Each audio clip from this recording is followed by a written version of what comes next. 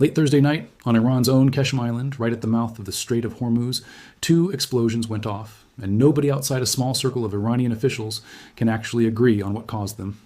Iranian state media said it was a naval confrontation with hostile enemy targets. A senior provincial official said nothing happened at all. No American or Israeli command confirmed a strike, and days later, no follow-up ever arrived to settle the question either way. And into that fog of confusion and contradiction, an entire war's worth of pressure, a fragile diplomatic track, a genuine American munitions shortage, and a president publicly saying this conflict has got to end pretty soon, all came crashing together at once. Let's walk through exactly what happened on Qeshm Island, why the timing of this specific incident matters so much more than the explosions themselves, and why there's a real argument that this is the kind of moment the American military has effectively been waiting for since this pause began, whether that waiting is a deliberate strategic choice or simply the honest limit of what anyone can currently confirm. If you want the accurate, grounded picture instead of the speculation racing around online, stick with this one all the way through.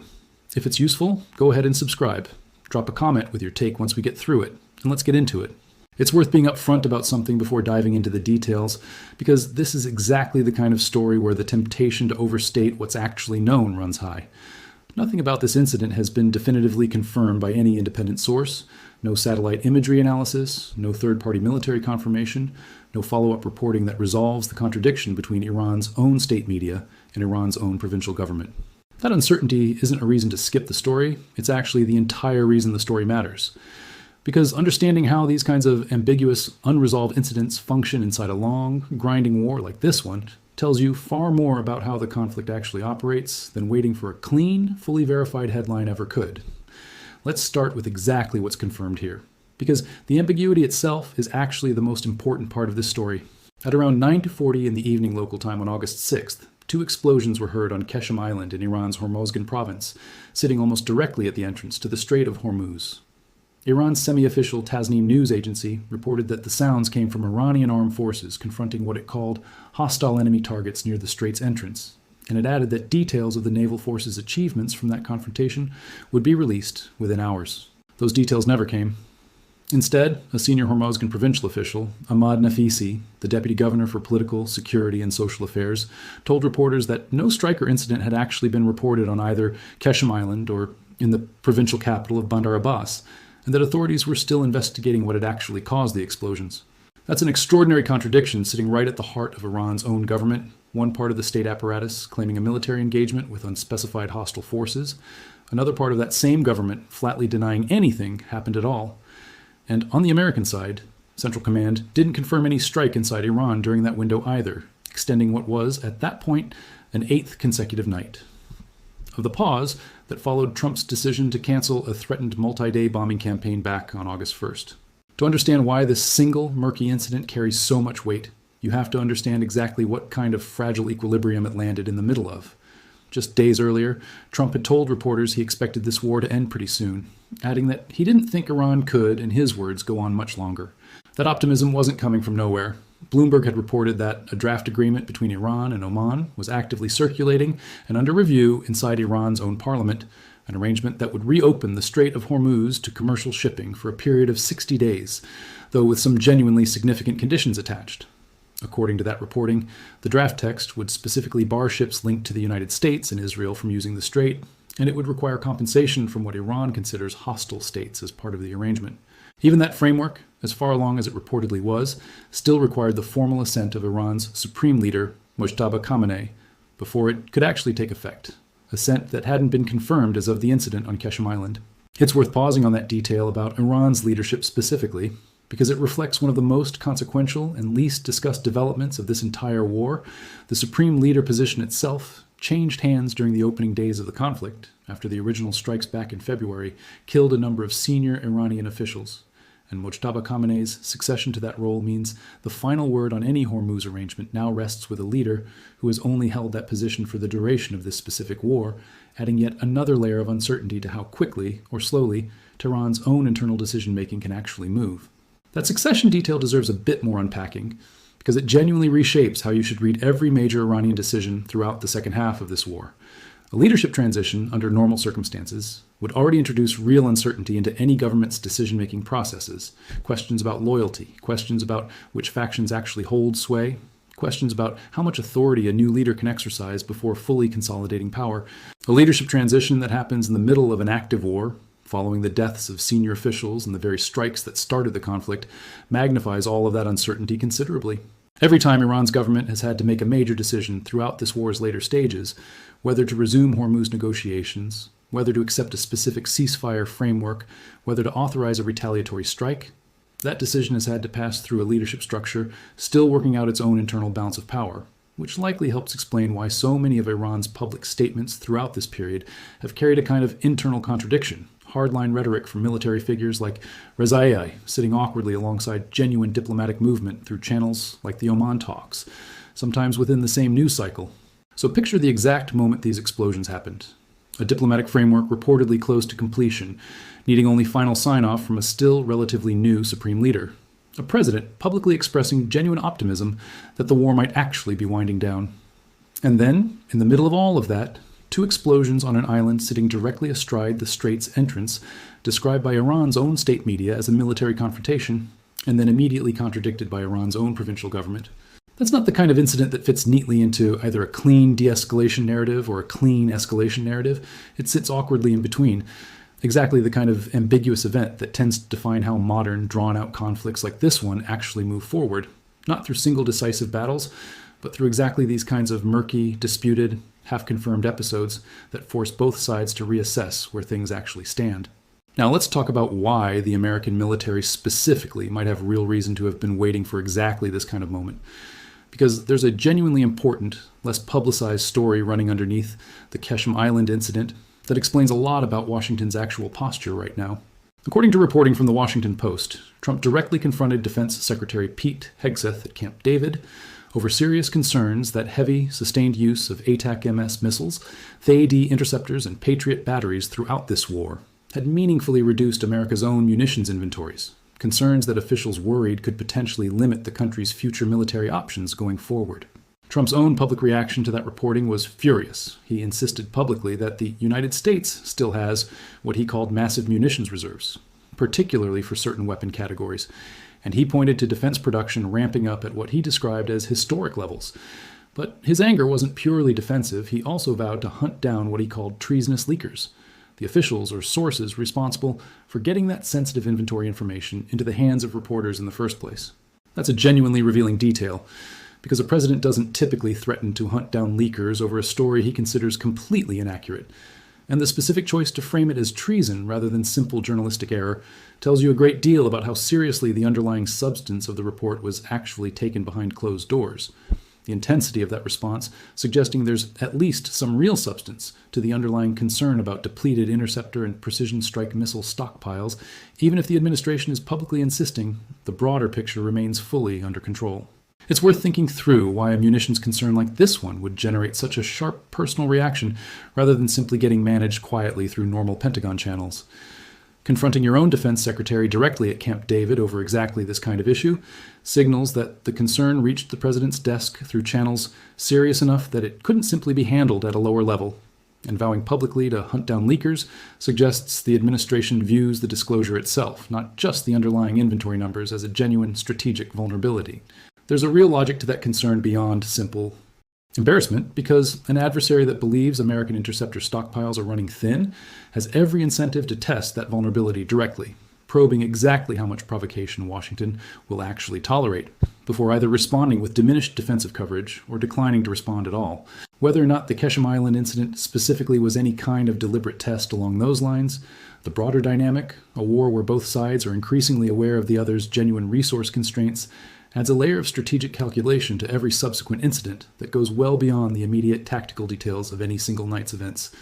That munitions picture matters enormously for understanding the strategic logic behind why this specific pause has held for as long as it has, and why an incident like the one on Qeshm Island carries such outsized weight right now. If America's most advanced interceptor and precision strike inventories really have been drawn down as heavily as internal officials reportedly fear, then every additional night of sustained strikes against Iran carries a real cost that compounds with each passing week. A cost that has nothing to do with political willpower and everything to do with the simple physical reality of how many THAAD interceptors, Patriot missiles, and ATAC-MS rounds are actually sitting in American stockpiles at any given moment,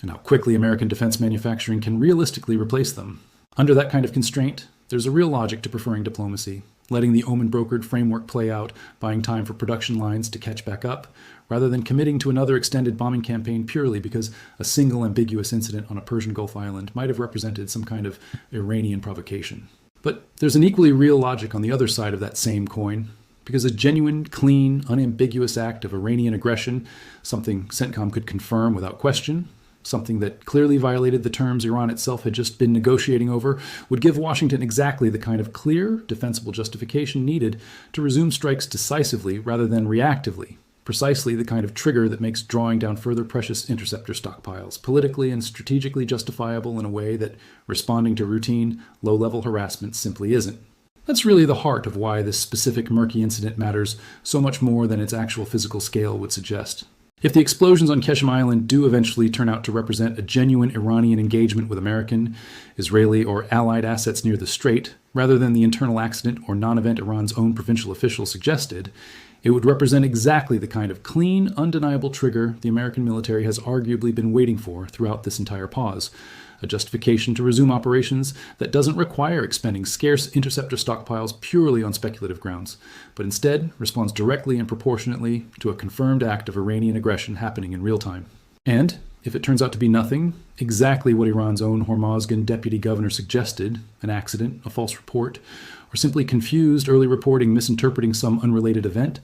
then it becomes just one more entry in a long list of ambiguous, unresolved incidents that have punctuated this war's diplomatic phases without ever quite tipping the balance decisively in either direction. There's important context worth adding about exactly what kind of warning Iran's own leadership had already put on the table before this specific incident even happened, because it frames how seriously any confirmed provocation near the Strait would actually be taken in Washington. Mohsen Rizayeh, a senior military advisor to Supreme Leader Mojtaba Khamenei, had gone on Iranian state television just days before the Qeshm Island explosions and delivered an explicit threat, stating that Iran's armed forces would not stand idly by and allow the American naval blockade of Iran to continue, and going further to say that if the United States brought warships into what he called the illegal route through the Strait of Hormuz, Iran would target them directly. He also accused Washington of violating the memorandum of understanding both countries had signed by launching attacks without first referring the matter to the agreement's own dispute resolution committee.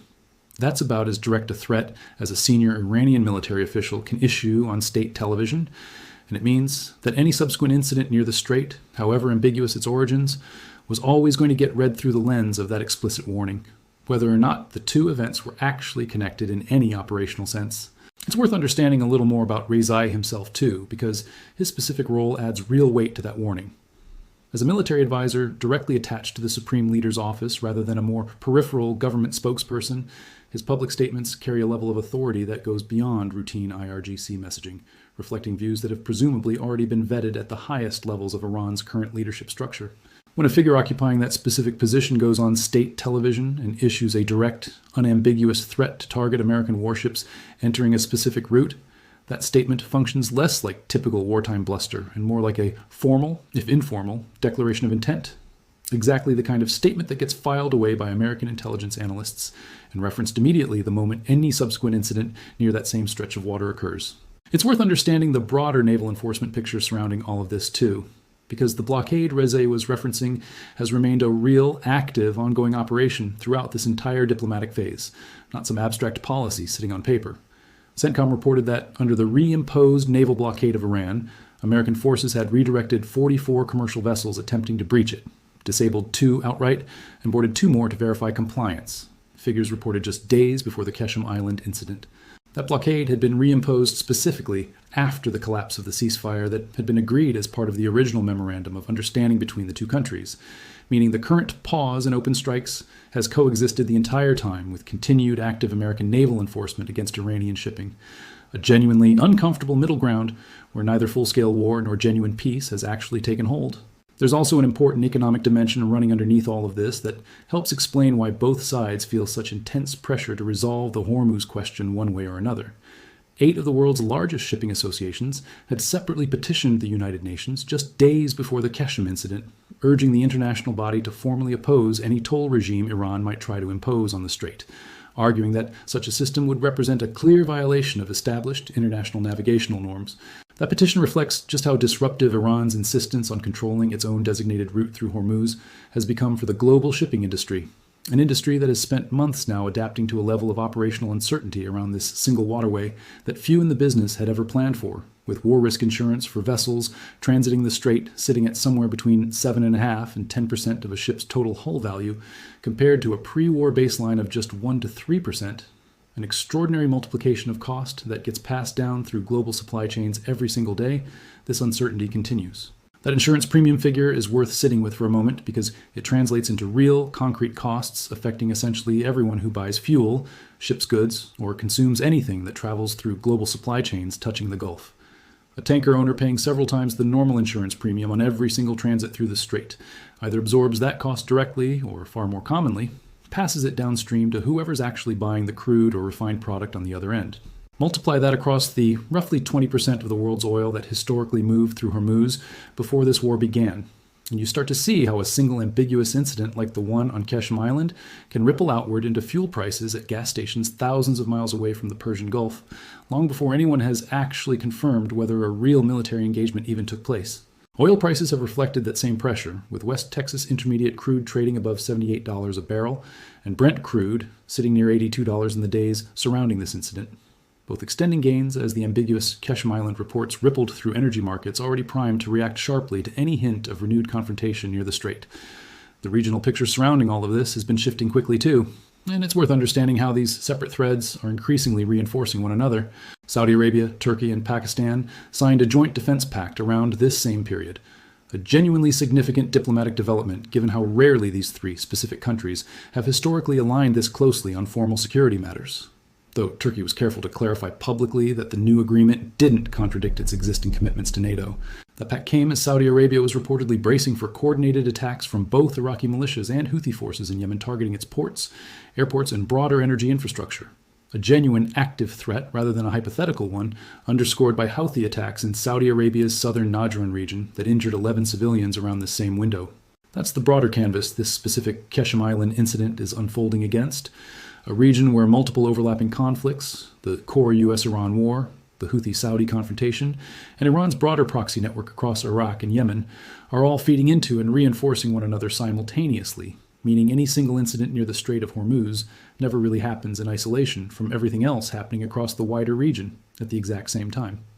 The Saudi-Turkey-Pakistan pact specifically deserves a bit more attention, because it represents a genuinely notable shift in regional alignment that extends well beyond the immediate Iran conflict. These three countries bring very different strategic assets to any formal security arrangement. Pakistan's status as a nuclear-armed state with a large, standing military, Turkey's NATO membership and significant regional air power, and Saudi Arabia's financial resources and central position in Gulf energy security. A formal defense pact linking all three, even when Turkey insists, doesn't conflict with its NATO obligations, signals that regional powers are increasingly hedging their bets, building security relationships that don't depend entirely on American guarantees at a moment when America's own bandwidth and resources are visibly stretched across multiple simultaneous fronts in this war. That kind of hedging behavior tends to accelerate exactly during periods of prolonged uncertainty like the one this Qeshm Island incident represents, when regional actors can't be entirely confident that Washington's attention or resources will remain fully available if a crisis on their own doorstep suddenly escalates. So let's actually weigh the two realistic interpretations of what happened on Qeshm Island, because both deserve genuine consideration rather than picking whichever one makes for a more dramatic story. The first interpretation treats Tasneem's initial report at face value, a real naval confrontation between Iranian forces and unspecified hostile targets near the strait's entrance, consistent with Rezaei's explicit warning just days earlier about targeting any American warships entering what Iran considers its illegal enforcement route. Under this reading, the explosions represent a genuine skirmish, one that Iran's own government initially wanted to publicize as an achievement before apparently thinking better of it, perhaps out of concern that confirming a direct clash with American or Allied forces could derail the Oman-brokered negotiations that had appeared to be making real progress just days earlier. That would explain the strange sequence of events, an initial triumphant claim from state media, followed by an unusual walkback from a provincial official, followed by total silence on the promised details of the engagement's achievements. The second interpretation takes Ahmad Nafisi's denial at face value instead, treating this as either a genuine accident, an internal Iranian military mishap unrelated to any actual foreign engagement, or simply a case of initial, unverified reporting getting ahead of the actual facts on the ground, something that's happened repeatedly throughout this war, given how much of the reporting on both sides relies on fragmentary, difficult to verify information coming out of an active conflict zone.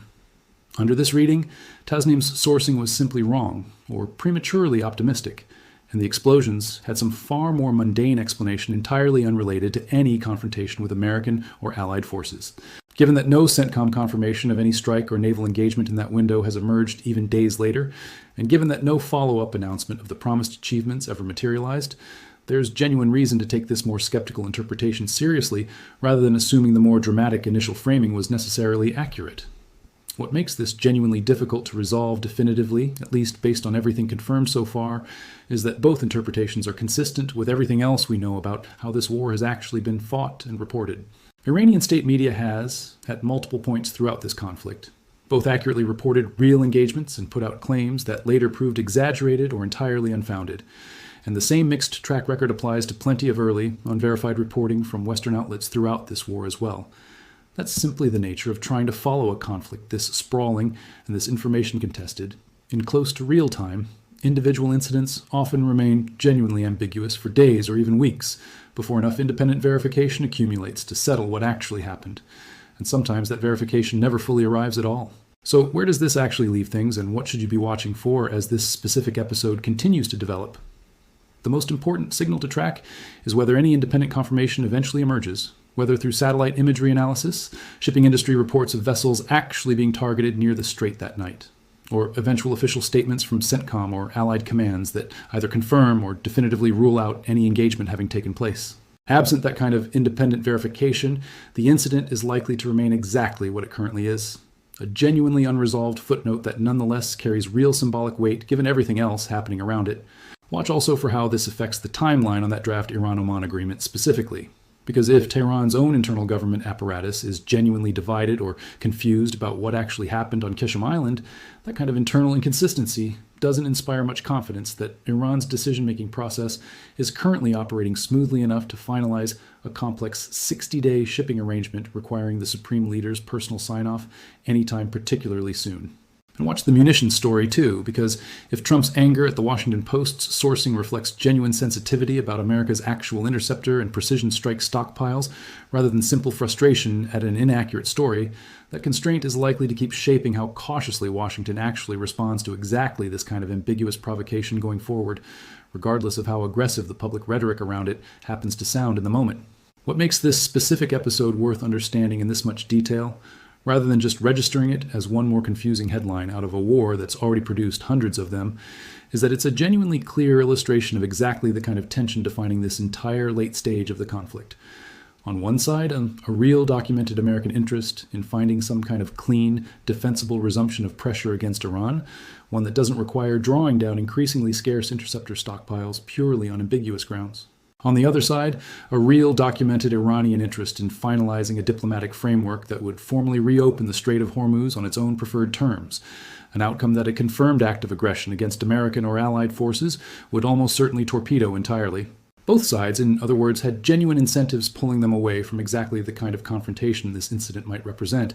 and yet the explosions happened anyway, whatever their ultimate cause turns out to be. A reminder that even when both sides in a long, grinding war have real reasons to want de-escalation, the actual mechanics of getting there remain genuinely fragile, subject to exactly this kind of ambiguous, half-confirmed incident derailing months of careful diplomatic groundwork in a matter of minutes. So here's the real question, worth sitting with. Do you think the Qeshm Island explosions represent a genuine Iranian engagement with American or Allied forces that Tehran's own government got cold feet about publicizing once the potential diplomatic consequences became clear? Or do you think Ahmad Nafisi's denial is the more accurate account, and this was simply an accident or a reporting error that got swept up in a news environment primed to interpret any unexplained explosion near the strait as the next major escalation? And given what's now been reported about America's own munitions constraints, do you think Washington is genuinely, deliberately waiting for exactly this kind of clean, unambiguous trigger before committing to another sustained round of strikes? Or do you think that calculation matters less than the administration's public rhetoric would suggest, and any sufficiently provocative incident would draw an immediate response regardless of stockpile concerns? There's one more layer worth adding to that question before you answer it, because it cuts against a purely cynical reading of Washington's posture. It's entirely possible that the administration genuinely doesn't know yet either, that the same fog obscuring what happened on Qeshm Island from outside observers also genuinely obscures, at least partially, exactly what American intelligence agencies can confirm about it internally. Modern intelligence gathering, for all its technological sophistication, still struggles with exactly this category of ambiguous, low-signature incident, a couple of explosions on a small island at night, no confirmed strike aircraft detected, no clear satellite signature immediately available, precisely the kind of event that takes days or weeks of painstaking analysis to properly assess, rather than resolving itself within hours the way cleaner, larger-scale military engagements typically do. If that's the case, then the waiting isn't a deliberate strategic choice at all. It's simply the genuine limits of what anyone on either side of this conflict can actually confirm about a single confusing night on a small stretch of Persian Gulf coastline. Let me know what you think in the comments. I'd genuinely like to hear how people are weighing these competing interpretations, because there's a real substantive argument on more than one side of this, and it's exactly the kind of ambiguous, unresolved question where reasonable people looking at the same limited set of facts can land in very different places. There's a broader lesson here, too, about how much of modern warfare actually plays out in exactly this kind of informational fog, rather than through clean, immediately confirmed events. Decades of Hollywood depictions of military conflict tend to suggest that major incidents get resolved within hours. A strike happens, it's confirmed, the consequences unfold predictably from there. The reality of a war like this one looks much more like what happened on Qeshm Island, competing claims from within the same government, days of silence where a promised announcement was supposed to arrive, oil markets and shipping insurers forced to price in uncertainty rather than confirmed fact, and outside observers left genuinely unable to say with confidence what actually happened until, if ever, enough independent evidence eventually accumulates. That's not a flaw in how this war is being covered. It's simply an accurate reflection of how contested, high-stakes conflicts actually unfold in real time, and learning to sit with that uncertainty, rather than forcing a premature, overconfident conclusion in either direction, is itself one of the more valuable skills for anyone trying to follow this war accurately rather than just reactively. If this breakdown helped you understand why one ambiguous, disputed incident on a small Persian Gulf island carries this much weight right now, share it with someone trying to follow this war closely, and subscribe if you want to keep tracking this as it develops. Because between the unresolved Qeshm Island episode, the still pending Iran-Oman shipping framework, and the genuine questions swirling around America's own munitions stockpiles, this specific moment in the war is clearly far from settled, and the next incident, confirmed or otherwise, is very likely already on its way. Thanks for watching, and we'll be back the moment there's real movement to report.